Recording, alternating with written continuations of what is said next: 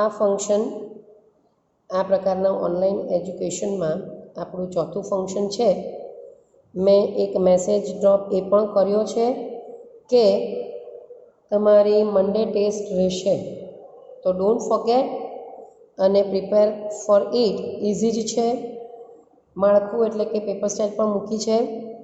6 ઓળખવાના વાક્યો છે, 6 complete sentence છે અને 3 રાઇટ રિસ્પોન્સ છે, સિલેક્ટ રિસ્પોન્સ છે. હવે આ ચોથું ફંક્શન આપણે ઓળખીએ. એક્સપ્રેસિંગ ઓર શોઈંગ રીઝન, કારણ સૂચક વાક્ય. ઉપયોગ ક્યારે થાય છે? 3 વસ્તુ બધા જ ફંક્શનમાં હોય જ. એનો ઉપયોગ, એના શબ્દો અને એની રચના. બરાબર, એ ખાસ યાદ રાખવાનું, એટલે સવાલના જવાબ આપણે આપી શકીએ ગ્રામરના. તો રીઝન શબ્દ જ આપણને સૂચિત કરે છે કારણ દર્શાવવા માટે. કારણ દર્શાવવા માટે આ ફંક્શનનો ઉપયોગ થાય છે. શબ્દો કયા કયા છે? કયા શબ્દો પરથી આ ફંક્શન ઓળખાય છે? તો સિન્સ, એઝ, બીકોઝ અને વાય. મિત્રો, એઝ 3 થી 4 વાર શબ્દ એટલે કે ગ્રામર ફંક્શનમાં આવે છે, જેનાથી ઓળખાય. જેમ કે ડિગ્રીમાં પોઝિટિવ ડિગ્રીમાં પણ આવી શકે છે. પછી કોન્ટ્રાસ્ટ, ઓફકોર્સ એમાં આવે છે. કોન્ટ્રાસ્ટમાં એઝ આવે, હાવેવર આવે. અને ત્રીજું, આના સિવાયનું ત્રીજું તે છે as, such as, same as, એટલે કમ્પેરિંગ થિંગ અથવા તો comparing people or thing with something, એમ કરીને કંઈક આપણું આવે છે જે ફંક્શન, તો તેમાં પણ સચ એઝ, સેમ એઝમાં આ એઝ આવે છે. એટલે એઝનો 4 ફંક્શનમાં ઉપયોગ થાય છે અત્યારે મારા ધ્યાનમાં છે ત્યાં સુધી, તો એ કાળજી રાખવી મિત્રો. તો સિન્સ, એઝ અને બીકોઝ અને વાય આ શબ્દ બધી ઓળખાય. રચના જોઈએ તો રીઝન, વાય, કર્તા અને ક્રિયાપદ. એનું આપણે પહેલું જ એક પાછળ નીચેના ઉદાહરણમાં આવે છે, આપણે પાછું અહીંયા રિમાઇન્ડ કરી લઈશું. બીજું છે સિન્સ એઝ, પછી ગૌણ વાક્ય અને પછી મુખ્ય વાક્ય. આ ખાસ ધ્યાનમાં રાખજો કે મુખ્ય વાક્ય એટલે સંપૂર્ણ અર્થ ધરાવતું હોય. કે હી કેમ લેટ, કેમ તો કે since there was a traffic on the road, તો there was a traffic on the road અધૂરું વાક્ય છે, સિન્સ સાથેનું છે, તે ગૌણ વાક્ય કહેવાય. પૂરો અર્થ દર્શાવતો નથી. આ પૂર્ણ અર્થ દર્શાવે કે હી વોઝ લેટ, તો એ પૂર્ણ અર્થ દર્શાવતું હોય તો મુખ્ય વાક્ય, અધૂરું અર્થ દર્શાવતું હોય તો ગૌણ વાક્ય. તો સિન્સ એઝ સાથે ગૌણ વાક્ય અને મુખ્ય વાક્ય. સિન્સ એઝ વાક્યની વચ્ચે પણ આવે છે, એટલે પહેલાં મુખ્ય વાક્ય, પછી સિન્સ એઝ અને ગૌણ વાક્ય. He came late since there was a traffic on the road, on the way. આ રીતે પણ આવે. અને બીકોઝની વાત કરીએ. બીકોઝનો એક નિયમ યાદ રાખવાનો છે કે તે શરૂઆતમાં ક્યારેય આવશે નહીં, ન આવે. બીકોઝ તો મુખ્ય વાક્ય પહેલાં હોય, પછી બીકોઝ અને બીકોઝ સાથે ગૌણ વાક્ય. કે he came late because there was a traffic on the way. બરાબર, તો બીકોઝ શરૂઆતમાં મુકાશે નહીં, એ નિયમ છે. એટલે એબીસીડીમાં તમે પસંદ કરો ત્યારે બીકોઝ પહેલું લખેલું હોય તે વાક્ય કદાપી નહીં આવે. સિન્સ એઝ શરૂઆત અને અંત અરે વચ્ચે બંનેમાં આવે છે. સિન્સની જગ્યાએ એઝ અને એઝની જગ્યાએ સિન્સનો ઉપયોગ પણ થાય છે. બરાબર, અને આ રીઝનવાળું વાક્ય આપણા ઉદાહરણમાં છે તે આપણે જો I don't know the reason why he remain absent, તો I don't know the reason why he કરતા અને રિમેન, આ એક ઉપર છેલ્લું ઉદાહરણ આપી દીધું.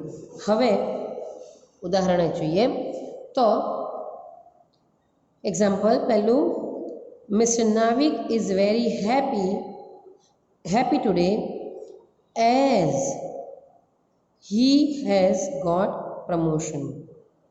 મિસ્ટર નાવિક ખૂબ જ ખુશ છે આજે.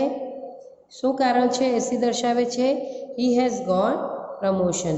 એને પ્રમોશન આજે મળ્યું છે.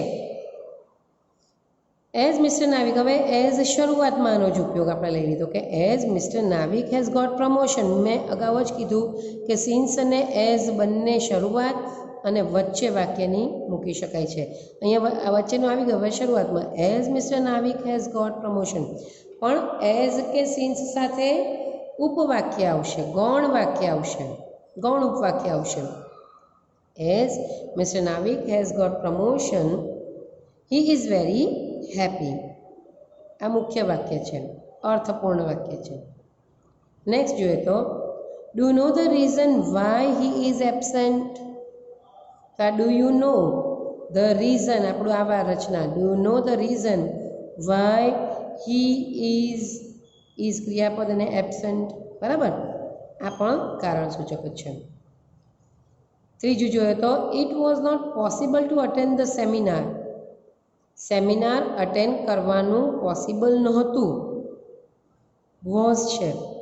એઝ અથવા તો સિન્સ ઇટ રેઇન્ડ હેવીલી, ખૂબ જ વરસાદ પડેલો, અને અહીંયા પણ વોઝ છે. આ ભૂતકાળનું ઉદાહરણ છે, બરાબર.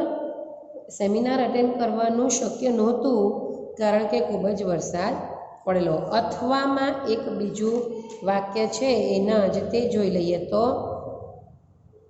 સિન્સ કે એઝ ઇટ રેઇન્ડ હેવીલી. અગાઉ મેં કીધું તે જ કે સિન્સ એઝ વચ્ચે પણ આવે ને શરૂઆતમાં પણ આવે. તો સિન્સ કે as it rained heavily it was not possible to attend the seminar. બરાબર. તો આટલા આપણે ઉદાહરણો જોયા. હવે આપણે જોવા જઈ રહેલા છે એક્સરસાઇઝ. કમ્પ્લીટ ધ સેન્ટેન્સની. You should not take sugar.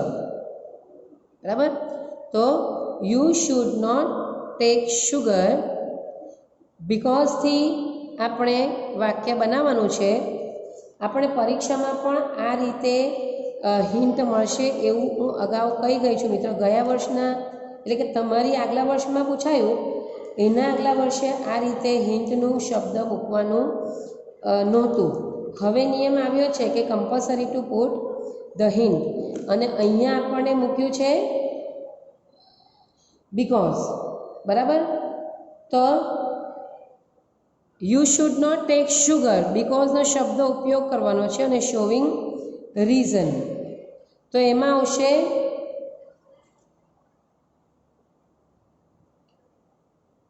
You should not take sugar because you have a diabetes. You have a disease, that is diabetes. બરાબર. તમારે શુગર નહીં લેવી જોઈએ કારણ કે તમને ડાયાબિટીસ છે. Diabetes is the name of a disease. Sugar વધી જતો હોય બ્લડ શુગર અને યુરિનમાં તે. સિન્સ માય અંકલ, બીજું આપણે ઉદાહરણ જોઈએ. Since my uncle is very old. આપણે અહીંયા શરૂઆતમાં વાક્ય આપી દીધું છે, એને જ મેં એરો કરીને નીચે પાછું આપ્યું છે કે શરૂઆતનું વાક્ય પૂર્ણ કરવાનું કે he can not run fast. આ બંને એકબીજાના જવાબ જ છે, છતાં હું બંને જગ્યાએ લખીશ. આ રીતે પણ પૂછી શકાય અને આ રીતે આગળનું વાક્ય પૂર્ણ કરવાનું પણ પૂછી શકાય. Since my uncle is very old present tense જ છે. Since my uncle is very old he can not run fast. Run શબ્દ અહીંયા કીધો છે. He can not run fast. આ રીતે હિન્ટનો ક્રિયાપદ પણ આપી દઈ શકાય, પણ એ લોકો એવું ઇન્સિસ્ટ કરે છે અથવા તો એવું જણાવ્યું છે કે અમે વર્ડ આઇટમ મૂકીશું ફંક્શનની. તો એ રીતે જોઈએ તો આ સવાલ આવે કે he can not run fast, અને અહીંયા આપણે વર્ડ આઇટમ કયું આપ્યું છે? સિન્સ. તો આપણો જવાબ કયો હોઈ શકે? Since my uncle is very old he cannot run fast.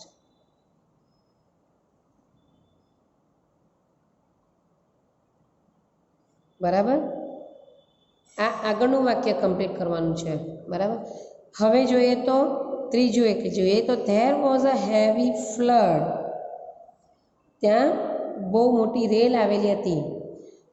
એઝનો ઉપયોગ કરીને. રેલ કેમ આવે? ધોધમાર વરસાદ પડે, આ એક રીઝન. બરાબર, there was a heavy flood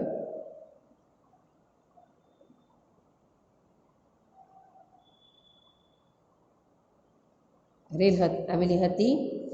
એઝનો ઉપયોગ આપણે કરવાનો છે. As it rained heavily.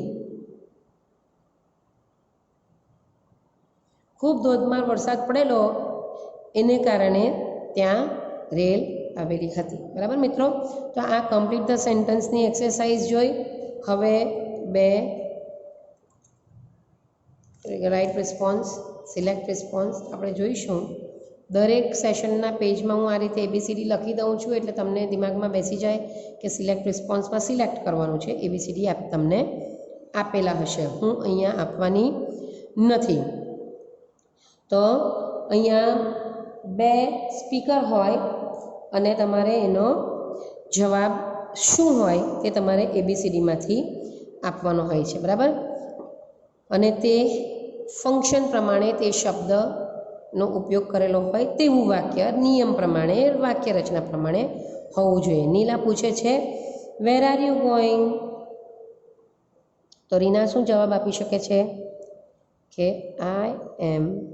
ING એટલે પ્રેઝન્ટ કન્ટિન્યુઅસ છે, તો આપણે પ્રેઝન્ટ કન્ટિન્યુઅસનો રિસ્પોન્સ સિલેક્ટ કરવાનો. I am going to home since કે એઝ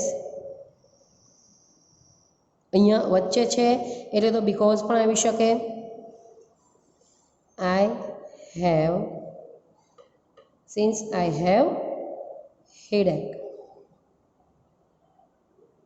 હું ઘરે જાઉં છું કારણ કે મને માથાનો દુખાવો છે. માથું દુખે છે એટલા માટે હું ઘરે જાઉં છું. કારણ શેનાથી દર્શાવ્યું અહીંયા? સિન્સ. ABCDમાં બીકોઝ પણ હોય તો પણ એ સાચું છે, પણ બીકોઝ શરૂઆતમાં નહીં હોય. બરાબર, આ જ વાક્ય ABCDમાં એમ પણ હોય કે since I have headache I am going to home. ચાલો બીજું લઈએ તો were you absent. Were past છે. બરાબર, એટલે એબસન્ટ કેમ હતો? તો એના જવાબમાં ABCDમાંથી કંઈક આવો હોઈ શકે કે આઈ વોઝ એબસન્ટ સિન્સ કે as I was out of station. હું સુરતની બહાર એટલે સિટીની બહાર હતો. As I was out of station. કારણ કે હું સ્ટેશનની સિટીની બહાર જ હતો, તો આઈ વોઝ એબસન્ટ. એ કારણથી હું એબસન્ટ હતો. બરાબર, હવે ત્રીજું અને છેલ્લું જોઈ લઈએ. India lost the match. કોણ બોલે છે? શ્વેતા બોલે છે. એના રિપ્લાયમાં મીતા શું આપી શકશે? ઘણા બધા ઓપ્શન હોઈ શકે છે, પણ સાચું ઓપ્શન એટલે જવાબના ઓપ્શન, વિકલ્પ એટલે કે પોસિબલ આન્સર, શક્ય જવાબ ઘણા હોઈ શકે છે, પણ તમારે ABCDમાંથી જે સાચો છે તે જ પસંદ કરવાનો છે. આપણે અહીંયા કંઈક આવો જવાબ હોય, ઇન્ડિયા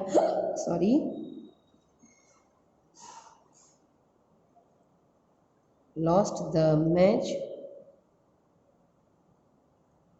આપણે અહીંયા બીકોઝ લઈએ. because the team did not perform well. ભારતે મેચ ગુમાવી એટલે કે હારી ગયું કારણ કે ટીમે સારું પરફોર્મ દેખાવ નહોતો કર્યો.